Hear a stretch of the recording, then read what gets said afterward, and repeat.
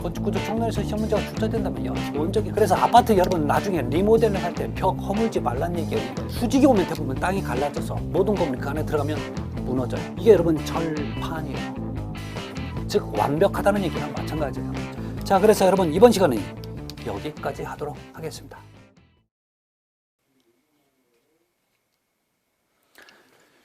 네, 이번 시간 우리 223페이지 보시면 8장 미장 및 타일공사입니다.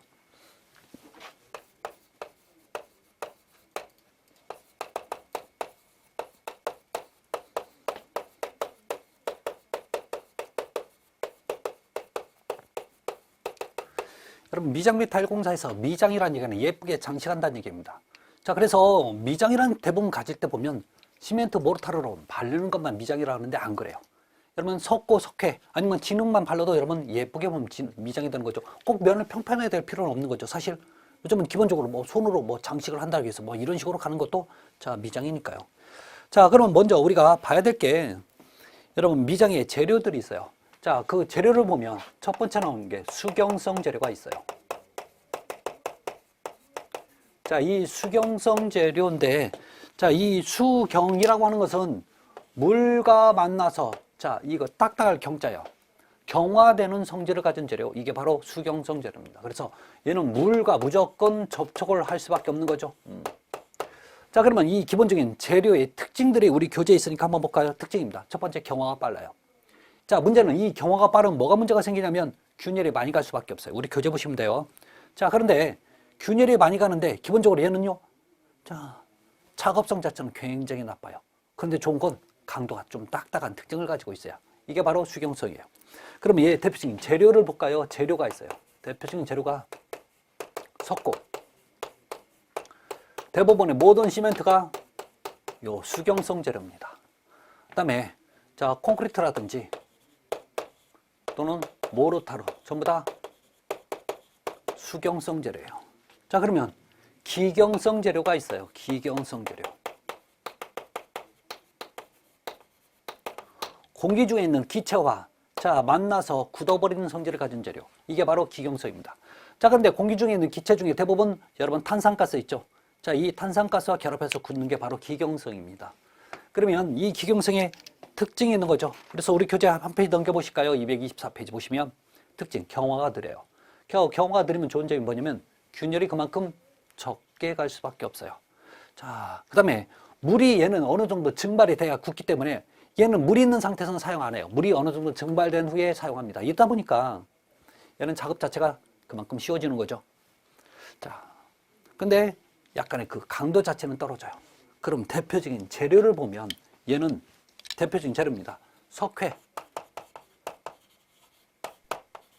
진흙 이런 게 대표적인 재료인데 또 하나 돌로마이트 플라스트가 있어요.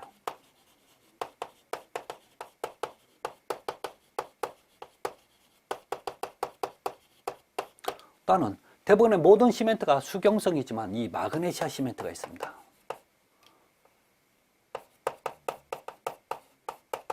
시멘트만은 기경성 재료에 속해요. 그래서 기경성 보시면 됩니다. 자, 그러면 224페이지에 보면 미장용 철물이 나옵니다.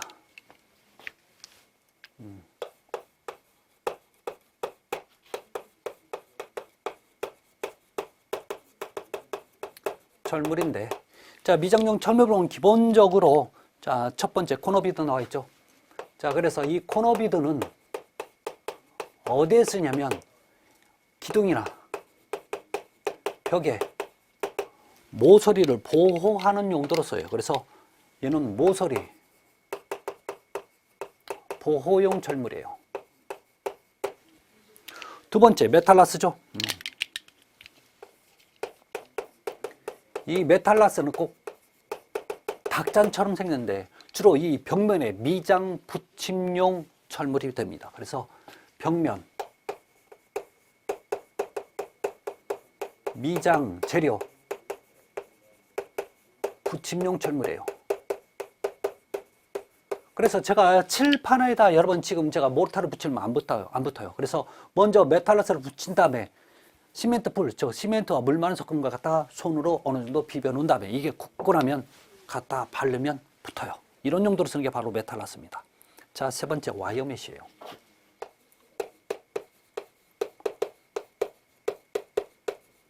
자, 이 와이어 메쉬는 우리가 다른 말로 이렇게도 표현합니다. 용접 강철망이라고요.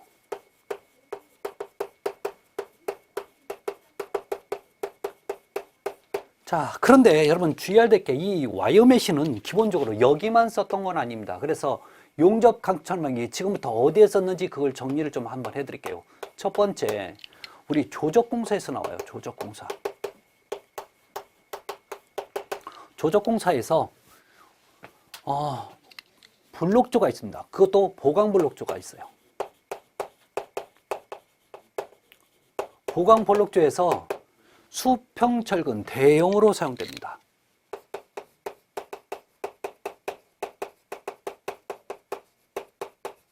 대용으로 사용되고 있는 게 자, 와이메시. 두 번째, 철근 콘크리트 공사요. 공사에서 여러분 전단 보강근의 일종으로 사용돼요. 전단력을 보강하는 전단 보강근으로 사용됩니다. 세 번째, 얘가 방수공사에서 한번 사용할 수 있어요. 방수공사에서 보호누름이에요. 자, 여기서 보호누름이라 하는 것은 자, 콘크리트가 될 수도 있고요. 그 다음에 모르타르가 될 수도 있어요. 요거에 누름에 균열을 방지하는 목적으로 사용이 돼요. 자, 네 번째, 이게 미장공사에서 한번 나옵니다. 그래서 혹시 미장공사에서 바닥 미장 공사할 때 모르타르를 깔기 전에 바닥에다 먼저 설치하는 거예요. 그 위에 모르타르 깔아요. 그 다음에 미장을 하는데 미장, 균열 방지하는 목적으로 사용되는 게 와이어 메쉬입니다. 그래서 여러분 와이어 메쉬가 여러분 어떤 개념으로 보냐면 왜 여름철에 우리가 삼겹살 구워 먹으려고 야외 갈 때 여러분 석쇠 가져가죠. 네모진 석쇠. 그것처럼 생긴 게 바로 와이어 메쉬라고 보시면 돼요. 자, 그렇게 보시고 다음에 네 번째 논슬립 나와 있죠.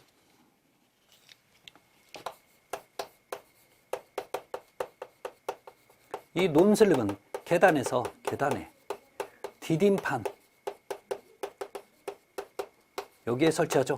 그래서 발의 미끄럼지를 방지하기 위해 쓰는 게 바로 논슬립이 됩니다. 자, 그 다음에 나와야 되는 게 여러분 뭐냐면 세 번째 시멘트 모르타르예요. 자, 기본적인 모든 개념이 이 시멘트 모르타르 안으로 다 정리를 한번 하도록 할게요. 이 시멘트 모르타르, 꼭 시멘트 모르타르 아니어도 되고.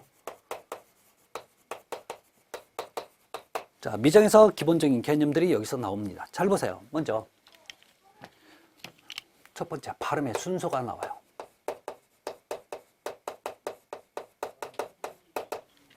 자, 발음의 순서는 초벌, 다음에 재벌, 다음에 정벌 이렇게 세 번 하게끔 돼 있어요. 자, 그런데 우리 초벌 다음에 일 하나가 들어가는 일이 있습니다. 그 사이에 들어가는 게 바로 뭐냐면 고름질이에요. 그래서 초벌, 고름질, 재벌, 정벌 이 순서인데 여러분 이게 무슨 얘기냐면 고름질은 뭐냐면 제가 이 평평한 칠판에 모르타르 갖다 붙이면 뭐가 문제냐면 바닥이 이렇게 평평한데 불구하고 이렇게 모르타르 갖다 붙이면 그 양이 얼마나 되는지 모르기 때문에 잘못하면 이 면이 울퉁불퉁해져요. 그래서 여러분 미장하시는 분들 보면 반듯한 막대기로 다 해놓고 긁는 경우 있어요. 긁는 이유가 뭐예요? 이 면을 평평하게, 그러니까 많이 모르타르 붙인 부분은 깎아내고 적게 붙인 부분은 조금 더 보강을 해줘야 되는 거죠.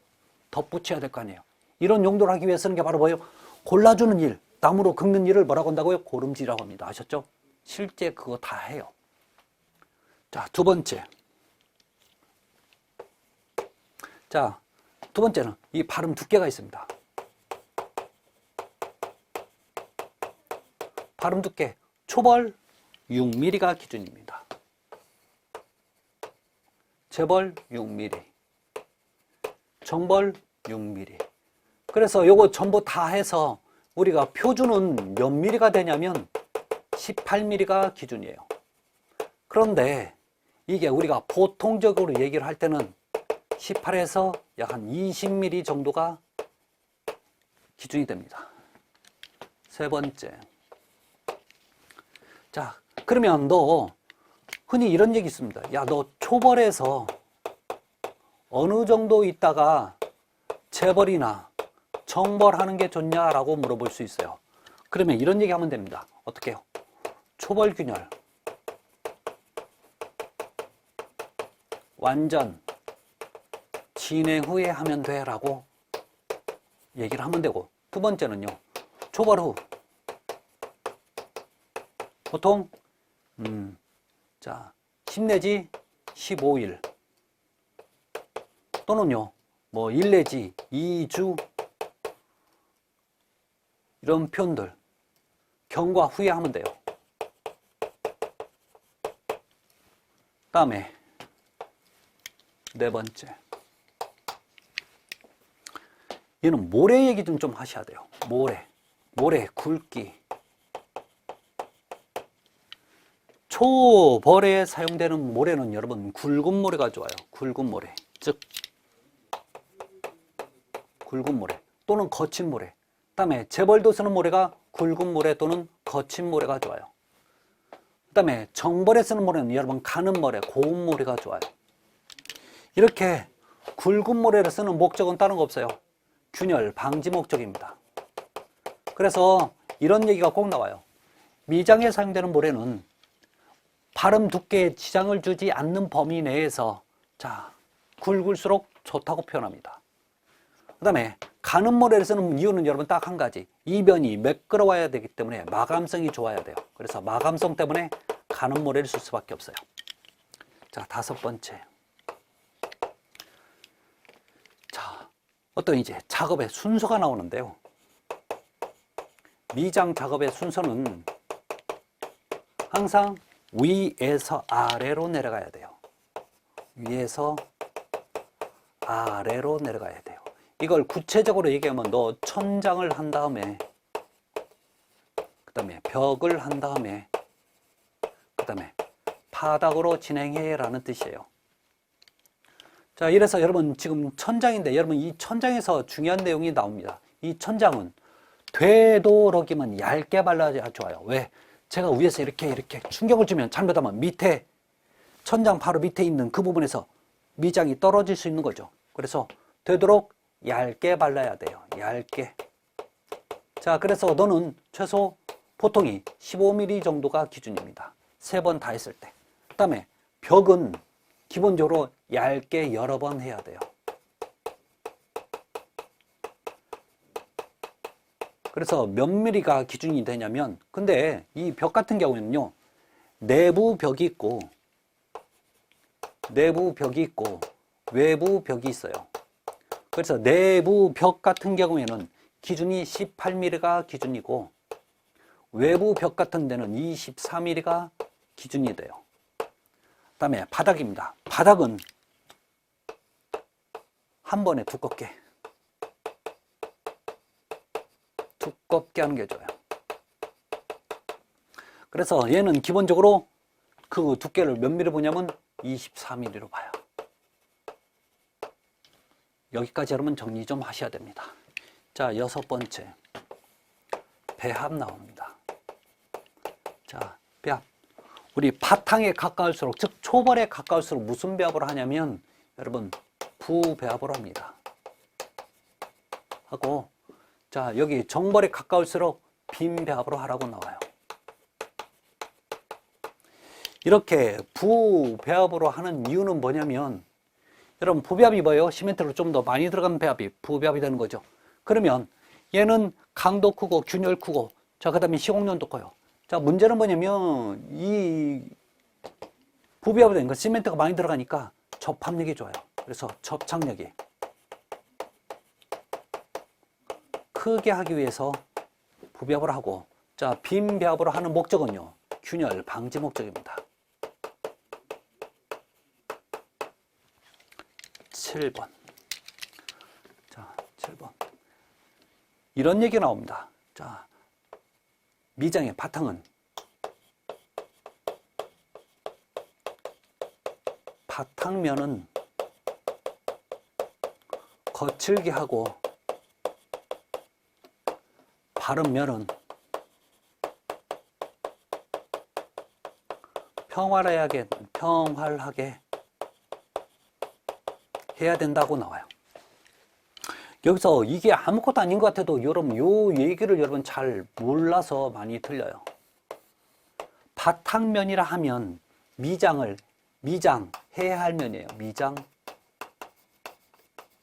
할 면입니다. 그 다음에 바른면이 미장이 끝난 면. 그래서 미장이 끝난 면은 이렇게 칠판처럼 평평하고 매끄러워야 되는 거죠. 평활하고 그 다음에 미장을 붙여야 될 면을 이렇게 평활하면 안 돼요. 거칠어야 부착이 잘 되는 거죠. 그래서 요 개념이에요. 요 개념. 요 개념을 여러분 좀 정리하시기 바랍니다. 다음에 나오는 게 여러분 석고플라스터인데, 자, 여러분 네 번째. 여러분 플라스터는 비빔이 됐다는 얘기예요. 아셨죠? 자, 중요한 건 여러분 요 석고예요. 이 석고는 기본적으로 수경성 재료입니다.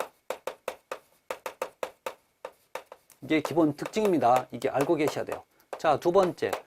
이 석고는요, 미장 재료 중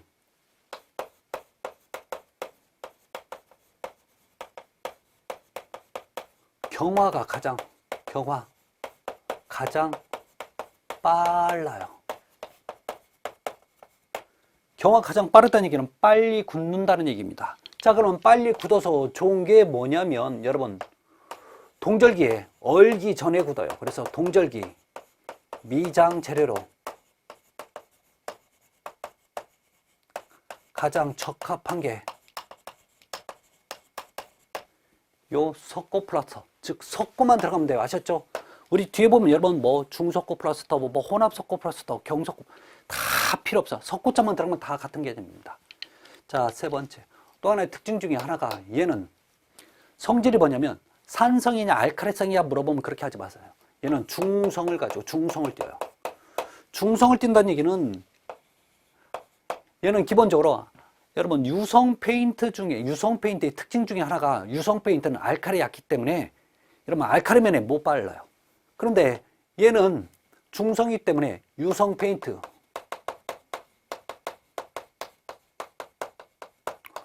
도장이 가능해요. 그래서 유성 페인트를 칠할 수 있는 게 바로 석고 플라스터입니다. 그래서 가장 기본적인 거. 자, 또 하나만 더 가면 얘는 여러분 방화 성능이 우수하죠.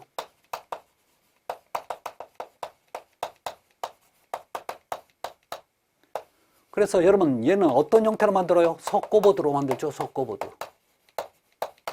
그래서 여러분 댁에 석고보드 벽에 돼 있다는 얘기는 그 안에 뭔가 타는 물질이 있다는 얘기예요. 그것을 막기 위해서 쓰는 게 바로 석고보드죠. 석고입니다. 자, 그래서 기본적으로 좀 봐주시고 다음에 226페이지 보시면 여러분 돌로마이트 플라스터가 나와요.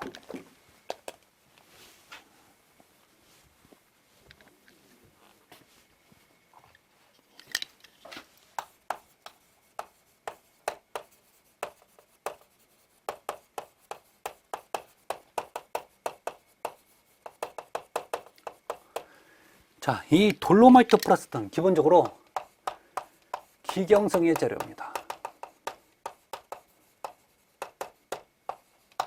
자, 그런데 얘는 간혹 가다가 기경성인데 수경성의 어떤 성질을 따라가요. 자, 그래서 여러분 거기 보시면 두 번째 초기 강도가 크고 균일이 잘 생긴다고 나와 있죠. 그래서 초기 강도가 커요.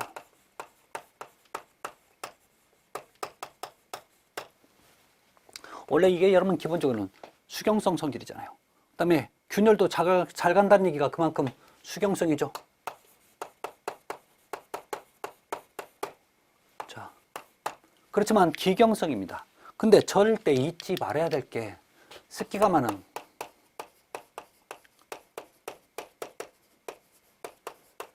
지하실에는 사용을 금지하죠. 금지합니다. 절대 안 한다는 게 이런 바로 돌로마이트 플라스터예요. 그래서 실제 제가 이걸 지하 3층에 한번 자, 어떤 공사장에서, 현장에서 자, 시공한 적이 있는데 그때 제가 다 걷어내 버렸어요. 왜? 했는데 지하 3층 특히 여름철에 하다 보니까 거기가 그 결로 현상이 많이 발생돼요. 그러다 보니까 이게 안 마르는 거야.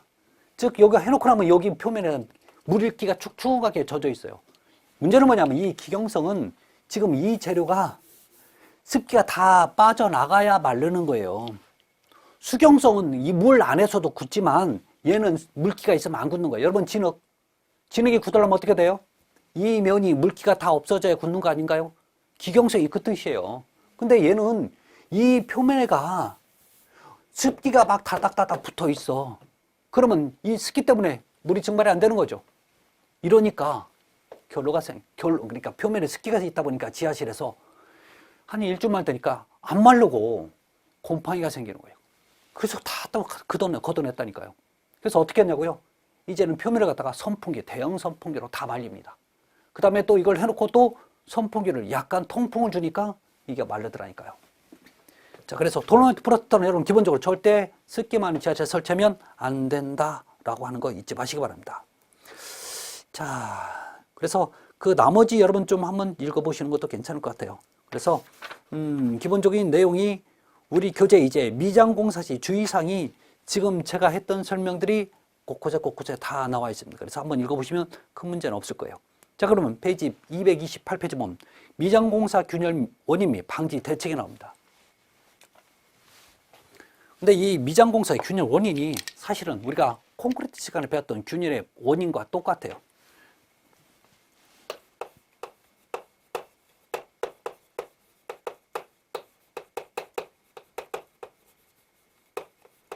원인 볼까요? 첫 번째가 여러분 가는물의 사용시.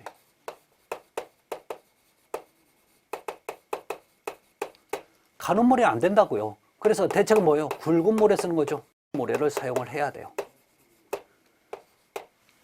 두 번째, 부배합일 때. 여러분, 부배합이 되면 얘는 기본적으로 강도가 크고 균열이 많이 갔었죠. 그다음에 시공연도가 좋아지죠. 그래서 부배합이 되면 지금 여러분 균열이 많이 가니까 어떻게 해야 돼요? 이 부배합을 빼고 빈배합을 해야 되는 거죠. 시멘트를 적게 넣어서 비벼서 사용해야 됩니다. 세 번째, 급격 건조. 똑같은 표현이 통풍 건조시키면 안 되는 거죠. 통풍 건조예요. 그래서 이것을 건조시키면 절대 안 됩니다. 건조시키면 이렇게 되는 거예요. 여러분, 모든 개념이 빨리 굳는 건 무조건 균열이 간다고 생각하시면 돼요. 너무 가는 입자 시멘트 산업 형식, 너무 가는 입자 시멘트 사용했다는 얘기예요.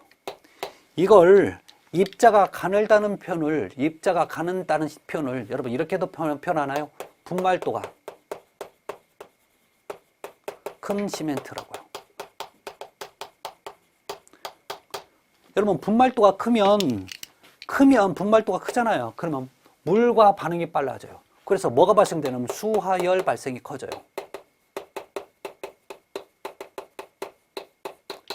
그래서 여러분 열이 많이 생기니까 균열이 커지는 거죠. 그러면 상대적으로 이걸 제거하려면 어떻게 해요? 너무 가는 입자 시멘트보다 적당한 시멘트 입자를 쓰는 거죠. 적당한 입자. 적당한 게 뭔지 모르지만 그냥 그렇게 보시면 돼요. 다섯 번째. 자, 한 번에 두껍게 발라버리면 문제가 생기는 거죠. 한 번에 두껍게. 그렇지만 여러분 바닥은 한 번에 두껍게 발라야 돼요. 자, 이게 기준이 뭐냐면 항상 벽을 기준합니다. 그래서 한 번에 두껍게가 아니라 얇게 여러 번 하면 되겠죠. 이게 기본 개념이 됩니다. 그래서 알아두시고요. 자, 저는 제2절 타일 공사로 넘어갑니다.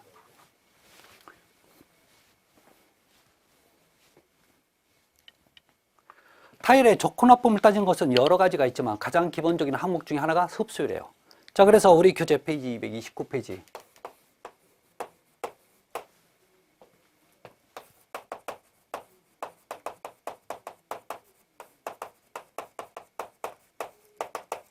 타일 공사입니다. 자, 이 타일에는, 자, 기본적인 타일에 종류가 있는데, 종류 좀 볼까요? 기본적으로 세 가지 정도만 보시면 되는데, 첫 번째, 자기질 타일.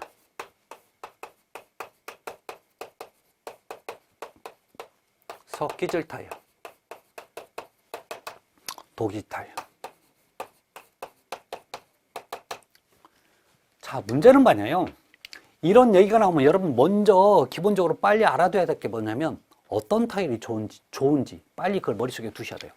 어떤 타일이 좋더라 라고 하는 거죠. 그걸 빨리 머릿속에 둬야 되는데 굉장히 간단한 건데 이 앞에 이 글씨 하나만 붙여보세요. 여러분 고려 뭐예요? 독이라고 안 쳐. 고려 석기라고 하고 뭐라고 고려 자기. 여러분 고려 자기 이게 여러분 비싸고 좋은 거잖아요. 그래서 먼저 이 얘기 나오면 빨리 고려자를 붙여서 자기질이 좋은 거구나 라고 보시면 돼요. 가장 비쌉니다. 아셨죠? 그래서 뭘 붙여보라고요? 앞에 고려자를 꼭 붙여보세요. 자, 그러면 먼저 자기질이에요. 자, 이 자기질 좋고 나쁨 따지는 건 제가 그랬죠? 흡수율이라고 그랬죠? 타일은. 그럼 물을 적게 먹는 게 좋을까요? 많이 먹는 게 좋을까요? 적게 먹는 게 좋아요. 따라서 자기질 타일은 그 흡수율이 보통 1 내지 2% 정도. 혹시 3%까지 있으면 그것도 봐주십시오. 아셨죠? 석기질이 보통 10% 이하의 흡수를 가지고 있습니다. 그러면 도기질이 보통 10% 이상인데, 자, 간혹가다 10에서 20% 정도라고 해도 이거 맞는 얘기가 됩니다. 아셨죠? 이상이니까요. 자, 이게 여러분 기본적인 개념입니다. 그런데 문제는 사용처, 사용 장소가 있죠. 자, 이 자기질은 다른 타일에 비해서 가장 흡수율이 적어요. 흡수율이 좋다는 얘기는, 적다는 얘기는 그만큼 물을 적게 먹으니까 만약에요, 얘가 낮에 비를 맞았어요. 그런데 문제는 뭐냐면 밤에 영하로 떨어지면 그 물이 언다고요. 근데 물이 얼면 물이 가지고 있는 체적의 약 9% 정도가 팽창해요. 팽창한다는 얘기는 타일이 떨어질 수도 있고 아니면 타일이 갈라질 수도 있어요. 물을 먹어서. 결론은 얘는요, 가장 적기 때문에 그 정도는 아니라는 거죠. 그래서 이 자기질 타일이 그러면 실외에 사용합니다. 즉 외부용이라는 얘기죠. 외부용. 근데 여러분 이 실외 외부용이라는 얘기는 내부도 쓸 수 있다는 얘기예요. 자, 여기에 사용돼요. 또 하나, 얘는 물 사용 많은 곳에 사용합니다.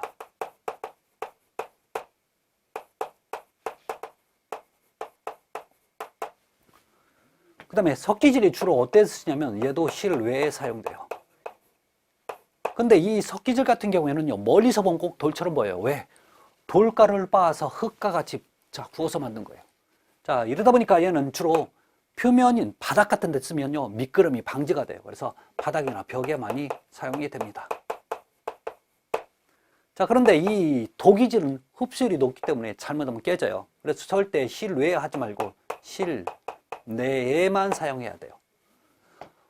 자, 또 물 사용이 적은 곳에 많이 써야 되는 거죠.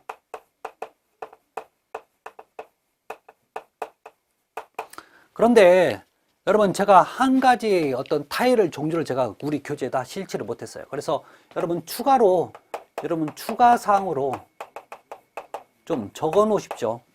자, 뭐가 있냐면 기본적으로 이거 말고 무유 타일이 있고 시유 타일이 있어요. 자, 이건 뭐냐면 어떤 타일 표면에다가 매끈하게 만들어진 타일이 있고 표면이 거친 타일이 있어요. 그것은 유약을 발랐는지 안 발랐는지의 차이점이 있어요. 유약을 바르면 여러분 우리 욕실의 벽 같은 데 보면 표면이 매끈매끈하죠. 이게 유약이 발라진 타일이야. 그래서 무유 타일은 유약이 안 발라진 거고 시유 타일이 유약을 표면에다가 발라버린 거예요. 그래서 이 무유 타일 같은 경우는 표면이 상당히 거칠어요.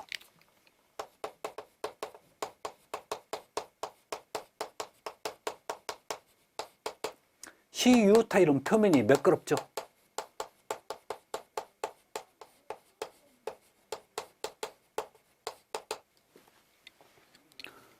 문제는 여러분 이 표면이 거칠다 보니까 여러분 욕실의 바닥에 미끄러면 여러분 어떻게 해요?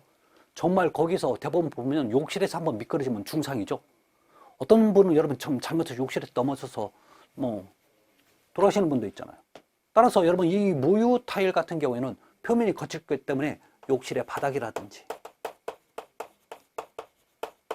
또는 1층 현관 입구, 여기는 비나 눈을 맞을 가능성이 많죠. 또 장애 인용 타일 같은 경우에는 반드시 유약이 안 발라진 걸 써야 돼요.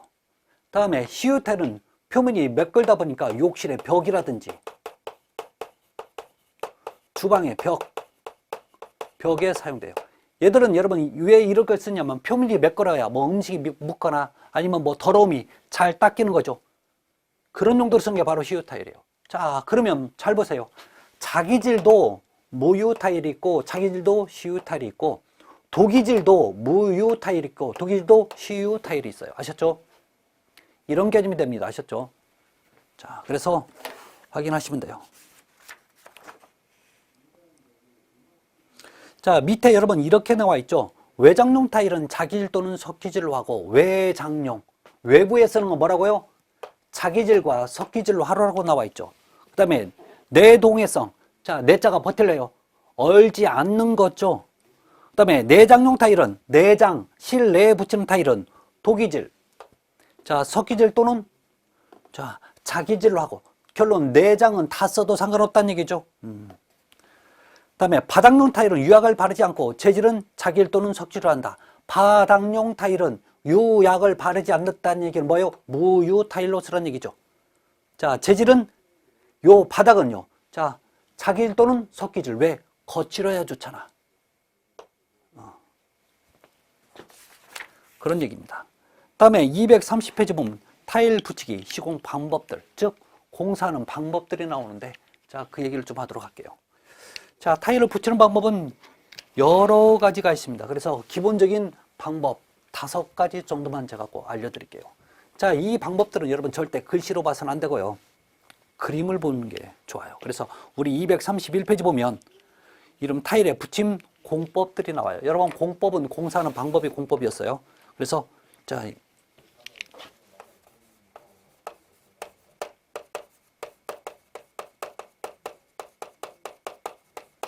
붙임 공법에 대해서 얘기합니다. 첫 번째, 붙이기 또는 떠붙임 공법. 자, 얘는 요렇게 있는데 면이 이렇게 울퉁불퉁해. 자, 여기에 지금 타일을 붙일 거예요. 자, 타일을 붙이는데 타일 뒷면에는 모르타를 얹어서 이렇게 갖다 붙이는 게 바로 떠붙임 공법이 되는 거죠. 자, 문제는 이 떠붙임 공법은 절대적으로 이 모서리가 모르타르가 채워지지 않아요. 그래서 얘의 특징 중에 모서리, 모르타르, 타르가 안 채워지는 거죠. 없어요. 자, 이러다 보니까 여러분 이 모서리에 어떤 충격만 주면 모서리 파손의 위험이 큰 거죠. 파손 위험이 크다. 또 이 사이로 물이 들어가면 나중에 하얗게 얼룩이 생기는 백화 현상이 생겨요. 그래서 백화의 원인이 되는 거죠.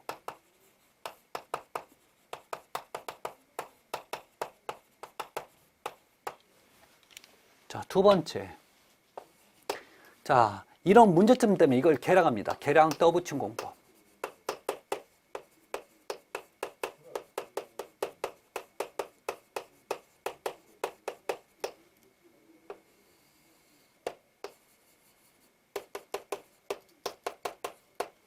자, 어떻게 하냐면 여기를 갖다가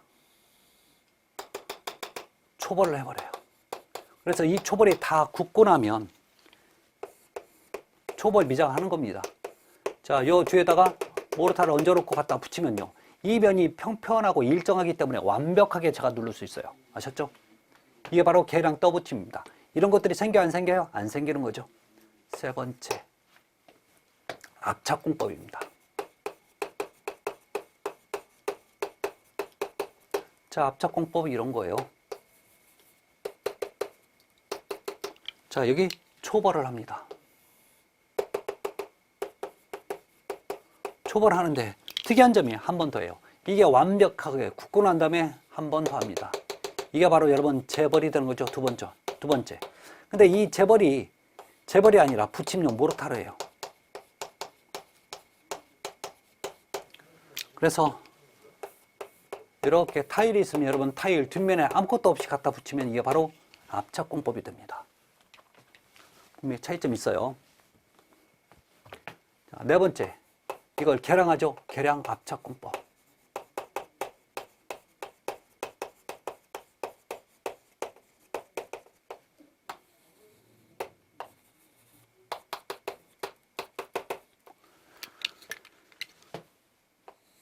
초벌을 합니다. 이 초벌이 다 굳고 나면 그 다음에 재벌을 해요. 자, 여기서 마찬가지 이 재벌이 붙임용 모르타르가 돼요. 자, 이때 여러분 얘는 이렇게 타일이 있으면 요 뒷면에 모르타르 얹어서 붙여요. 그러면 계량 압착하고 압착 차이점 뭐예요? 압착은 타일 뒷면에 모르타르 없지만 계량 압착은 타일 뒷면에 모르타르가 있는 거죠. 이 차이점이에요. 어려운 거 없어요. 네. 자, 5번 밀착공법이 있습니다. 자, 이 밀착공법이 이렇게 가는 거예요. 자, 초벌을 해줘요.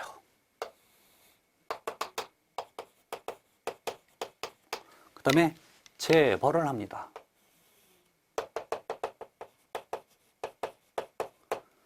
자, 이 재벌 이 부분이 지금 붙임용 모르타르예요.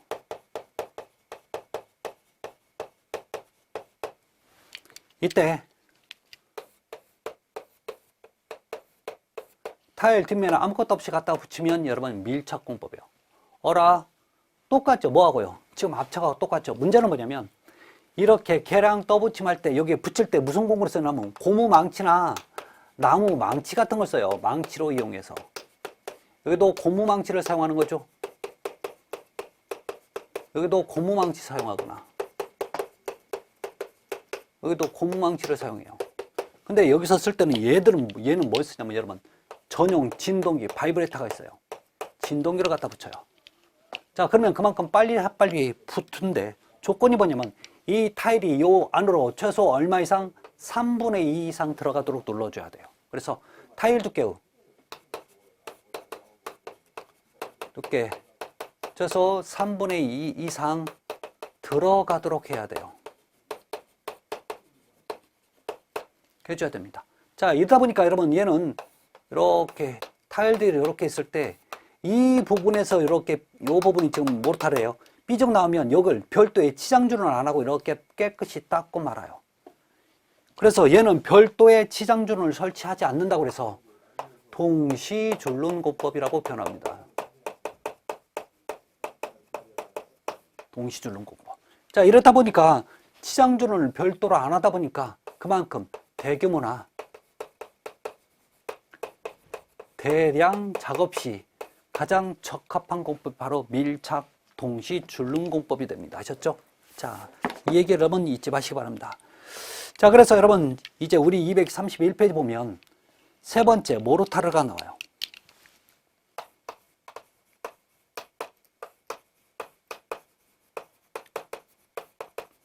자, 모르타르 볼까요?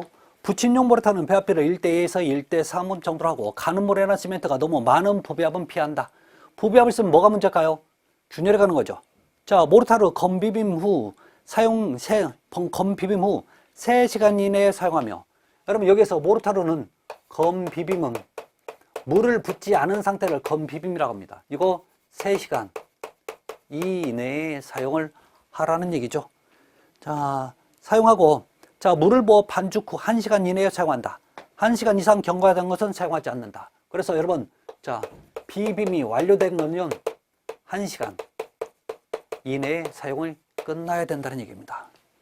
자, 다음에 여러분 타일 줄눈 여러분 보시고 다음 치장줄눈 볼까요? 치장줄눈. 여러분 치장줄눈 타일을 갖다가 하얀색 백색 시멘트를 집어넣는 거 보셨죠? 이게 바로 치장줄눈이에요. 그래서 우리 교재 한 페이지 넘겨보시면 여러분 지금 타일 232페이지 보면 치장줄눈 넣기라고 나와요. 이 치장줄눈을 넣기를 해주는 게 바로 별도로 타일 다 붙이고 나서 그 부분을 해줘야 돼요. 그런데 이 부분을 넣으려면 여러분 나중에 홈을 파줘야 돼요. 그래서 치장 줄눈 파기가 별도로 있는데 볼까요? 다섯 번째 줄눈 파기에서 치장 줄눈입니다. 자, 첫 번째 얘기는 뭐냐면 타일을 붙여놓은 3시간 경과 후에 줄눈 파기. 야, 너 줄눈 파기는 3시간 경과 후에 하고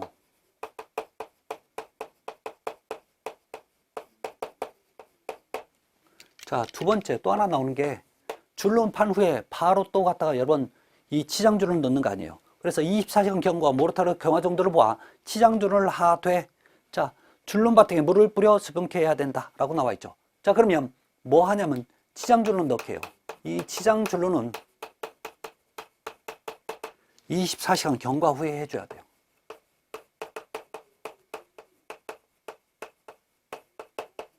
이게 기본 개념이 되는 겁니다. 아셨죠? 네.